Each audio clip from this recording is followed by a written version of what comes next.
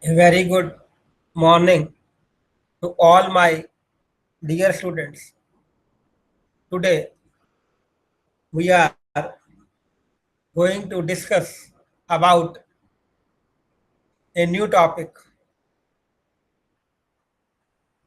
on initial steps in this suit and with specific reference to the jurisdiction and place of suing.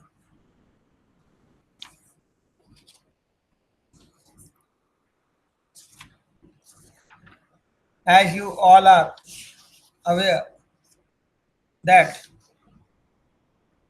there are certain steps involved in the civil suit. These are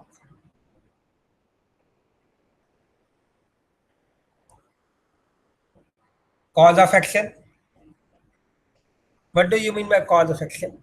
The cause of action means a bundle of facts on the basis of which the plaintiff sues the defendant and thereby claims a relief against him in a court of law.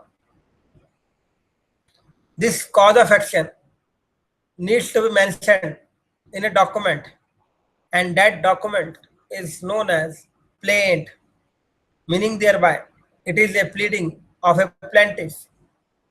And this pleading or the plaint of the plaintiff needs to be filed before a court of law, meaning thereby that court must have jurisdiction to try that particular suit. Once the court is having the jurisdiction to try the said suit, and you all are aware that the jurisdiction as contemplated under the Code of Civil Procedure has been divided into three parts, that is, pecuniary jurisdiction, territorial jurisdiction, and subject matter jurisdiction. And if the court is not having the jurisdiction to try a particular matter which has been filed before it, then the higher court may set aside the order oblique decree passed by that court. So, from this, we may conclude that it must be necessary and pertinent that the court in whose jurisdiction the civil suit has been filed must have the jurisdiction to try the said suit. And once the plaint has been admitted in a civil court and the court has given the said suit a civil suit number and also registered the same, then the plaint would be changed to civil suit, meaning thereby it becomes a civil suit. Once the civil suit has been instituted, it is the duty of the court, once admitted the suit, the duty of the court is to issue a notice to the other side, that is the defendant, thereby to call him to put an appearance before itself, and also directs him to file his reply to the plaint filed by the plaintiff, and the document by which all these directions have been given by the court, that document is known as summons. Once the summons has been issued, then it is the duty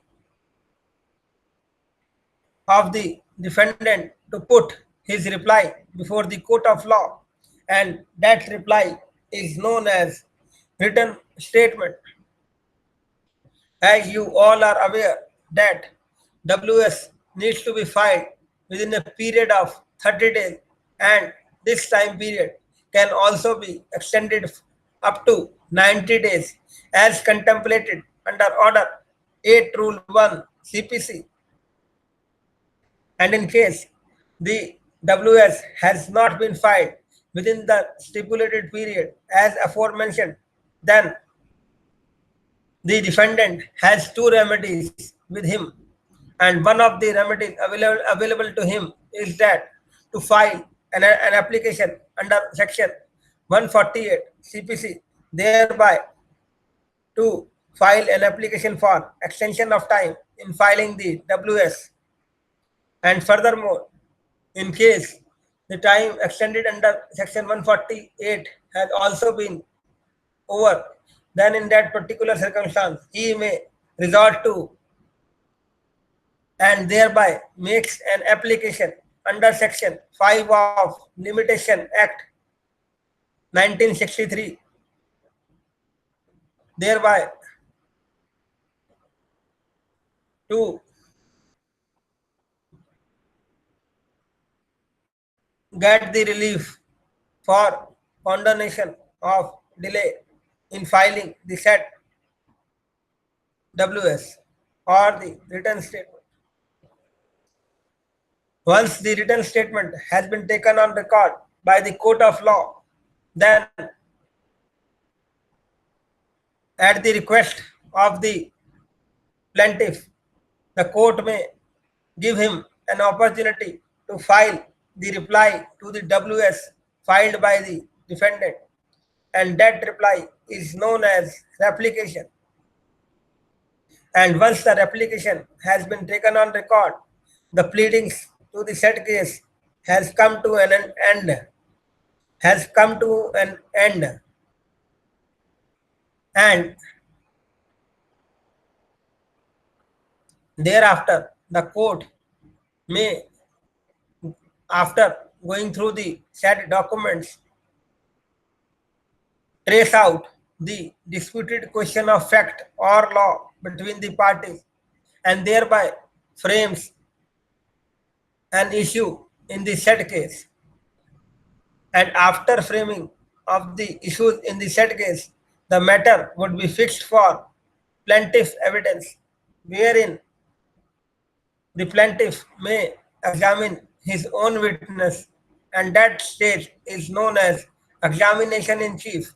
And this stage has to be read with section 137 of the Indian Evidence Act. So, from this, we may infer that there is an interplay between the Code of Civil Procedure and the Indian Evidence Act. Next stage is to go for cross-examination. In this, an opportunity of cross-examining is being given to the defendant's counsel to cross-examine the plaintiff's witness. And if the plaintiff witness has been won over by the defendant's counsel, then in that particular circumstance, plaintiff may, with the permission of the court, may re-examine his own witness. Next. And similarly, the same procedure would also be followed in the case of defendant evidence. After the completion of the evidence in the matter would be fixed for arguments, and this may be comprised of oral arguments and written arguments as well. In this, the defendant has been given an opportunity to file oral arguments as well as to file written arguments, and also to go for oral arguments. And once the argument has been completed in the civil suit, then the matter would be fixed for judgment, for the pronouncement of judgment, decree, or order, as the case may be. So these are the initial steps in filing a civil suit.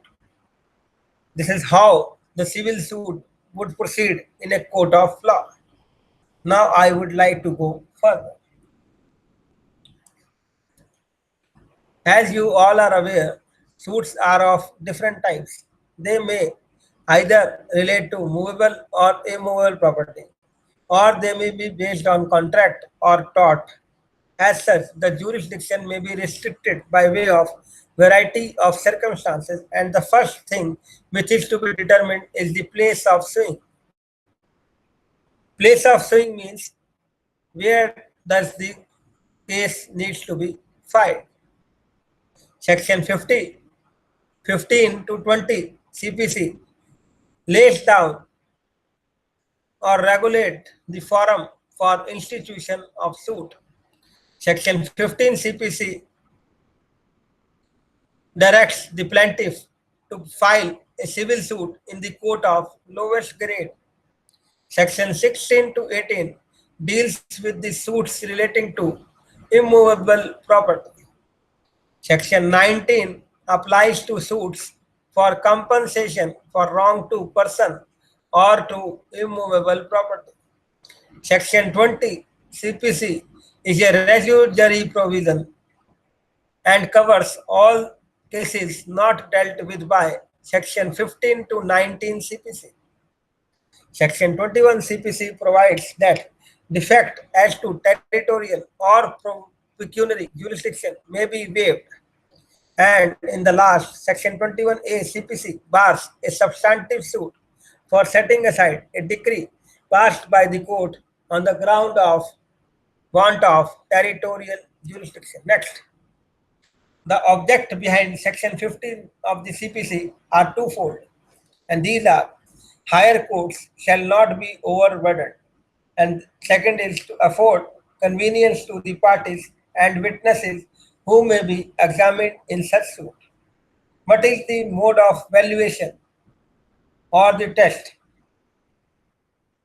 The plaintiff valuation in the plaint that determine the jurisdiction of the court and not the amount for which ultimately the decree may be passed by the court.